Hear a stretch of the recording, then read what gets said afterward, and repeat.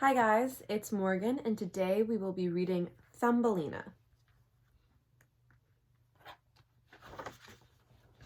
Once there was a tiny girl. She was sweet and pretty and no taller than your thumb, so Thumbelina was her name. Every night Thumbelina slept in a shell made from a walnut shell, with a violet petal mattress and a rose leaf coverlet. Every day Thumbelina played in a small garden, where she rowed her tulip petal boat from side to side on a tiny lake. She made a most charming sight, and as she went along in her boat, she sang in the sweetest little voice you ever heard. One night, as Thumbelina lay sleeping in her pretty bed, a great ugly toad came hopping by and saw the lovely maiden. She would make just the wife for my son, thought the toad, so she snatched up Thumbelina and hopped back to her home in the muddy bank of a brook. She put the sleeping Thumbelina on a water lily leaf. In the morning, when poor Thumbelina woke up and saw where she was, she cried most bitterly. The big green leaf had water all around it, so she could not possibly escape. The little fishes that swam in the water below heard Thumbelina crying. They had caught sight of that ugly mother toad and knew what she had in mind, so they swarmed around the tough green stalk that held Thumbelina's leaf and gnawed it through with their teeth. Then, with Thumbelina on it, the leaf floated down the brook, far from the toad and her son. At last the leaf boat swirled to a stop against a mossy bank in a strange forest world. All through the summer, Thumbelina lived quite alone in that enormous wood. From blades of grass she wove a bed. This she hung neatly under a large leaf which sheltered her from the rain. For food she had honey from the flowers, for drink the morning dew on the leaves, and so she passed the summer and autumn. Then came winter, the bitter winter. All the birds flew away, the flowers withered, the leaf under which she had lived shriveled up and turned to a faded yellow. As Thumbelina searched for a new shelter, it began to snow, and every time a snowflake fell on her, it was as if a whole shovelful were thrown on one of us. So delicate and tiny was she. At last, on the fringe of the wood, she came to a field mouse's door. "You poor thing," said the kindly mouse when she found Thumbelina shivering at the door. "Come into my warm room and have a bite with me." The mouse took a liking to Thumbelina at once and invited her to stay for the winter.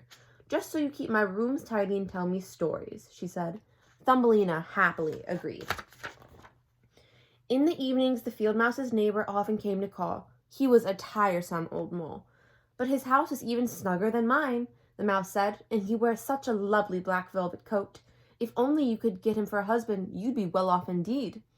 Thumbelina had no intention of marrying the mole. He couldn't bear the sunshine and flowers that Thumbelina loved so much, and he said all sorts of rude things about them.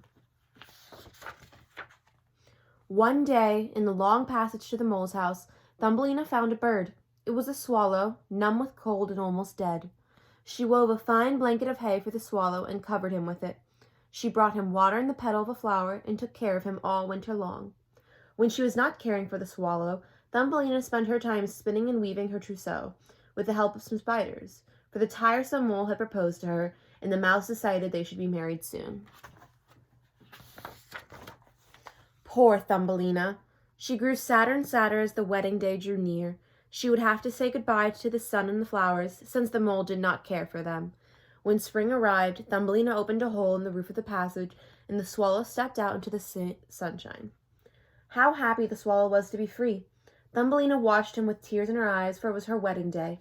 "Come with me, Thumbelina," begged the swallow, for he could not bear to have her marry the mole and live forever underground. "We shall fly away to the warm countries, where it is always summer and there are lovely flowers."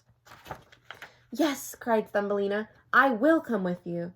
She climbed onto the bird's back and tied her sash firmly onto his feathers. Then the swallow flew high up into the air, over lakes and forests, over mountains of everlasting snow. At last they reached the warm countries, where grapes grew on sunny walls and oranges ripened in groves. The swallow flew on. They came to an ancient palace of shining marble, which stood among green trees beside a blue lake. Here the swallow flew down with Thumbelina. He placed the tiny maiden on a broad flower petal. There, in the middle of the flower, was a little man, no bigger than Thumbelina. He was the king of the spirits of the flowers. "My, how handsome he is," thought Thumbelina.